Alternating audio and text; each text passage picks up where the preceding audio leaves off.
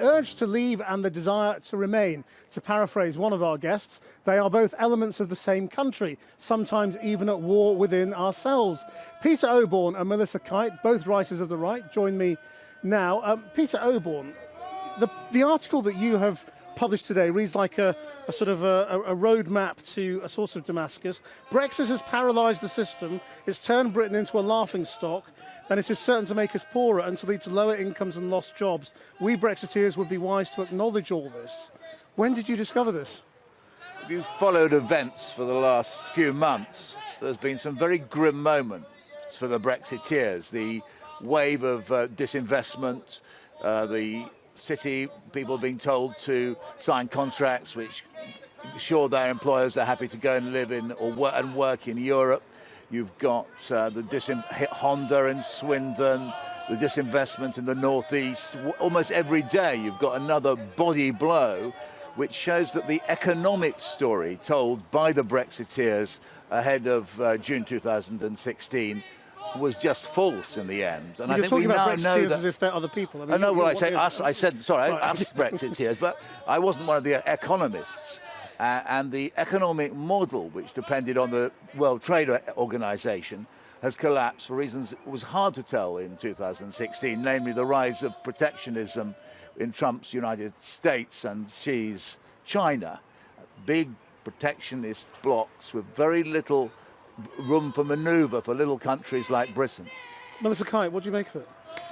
Well, I mean, I totally accept that we're in a mess, but I would say the problem is not Brexit. The problem is the lack of Brexit, Peter. And I totally understand that in your piece you say that you feel very torn inside, and I totally understand that there's a huge problem here at Westminster and everyone's ripping each other to shreds over it.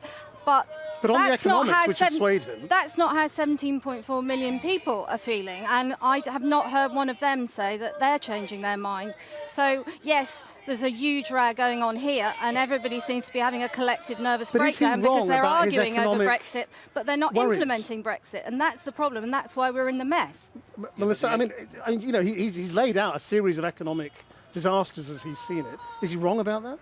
Well, we're going to have a series of economic disasters if we carry on like this. We're in a mess of the MPs' own making, and the fact that they've decided to have this extra vote and this extra process and not implement the vote that we've already had in a referendum, and they're ignoring the votes of 17.4 million people, including you, Peter.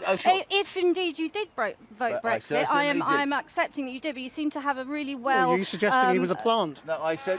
I'm suggesting anything's possible at the moment. Really? I'm suggesting anything's possible. I think it's important to say that there's been 2.5 years and more since the vote, and a lot of things have happened. We've learned in a huge amount about what Brexit will be like in the interim. You must have known this before. In the interim, I've mentioned the changes in the WTO and the fact that industries are now leaving Britain. We didn't know that was happening before. And you said not enough Brexit. If we leave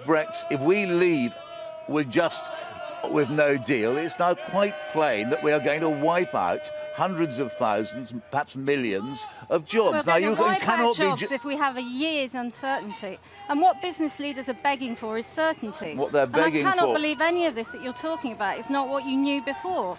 And I'm not hearing this from anyone else. I'm not hearing it on the. If you look online at the normal people out there commenting. The polls have changed, to be fair. I mean, I think there's been a slight movement towards Brexit, and every Brexit voter is saying no deal. I'm talking about the economic facts. The second thing, which has really scared me, knocks me in the solar plexus, I'm perfectly happy to acknowledge I was wrong, is the fact that the Union is clearly going to come under enormous threat.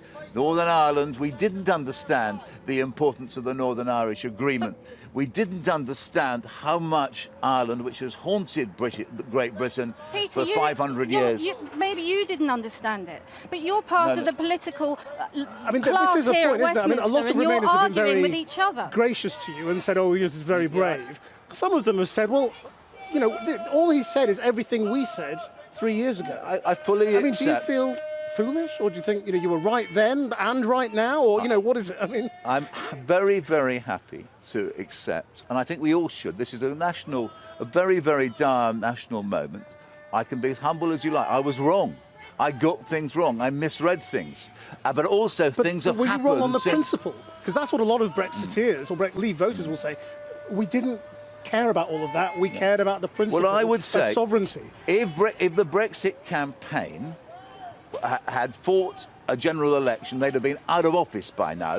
They've consistently told untruths about what Brexit would be like. They said a deal would be easy to get. The Fox we had, there'd be 40 deals. There's 2 or 3 with very small countries.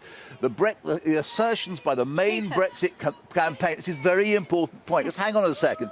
The assertions by the main Brexit campaigners have turned out to be false. We've had 2.5 Brexit yet. We've not had it. Peter, we've not had Brexit, so we can't know what's going to happen. We have not had it. We were told they said the deal would be very easy to negotiate. You don't have to cave in yet, it turned out to be nonsense. You don't have to cave in. 17.4 million people are standing firm, and they still want it. You don't have to cave in. Have a look. And give in to every the poll is stories. Anti-Brexit now. If you obviously don't read the newspapers. I recommend you should. There's been many polls that have put a move towards Brexit. Almost all of them. I think you should stand firm and stand up for your readers, the people who are reading your articles. I don't think you have to cave in at all. I think you have to be honest. It's fascinating. I really think.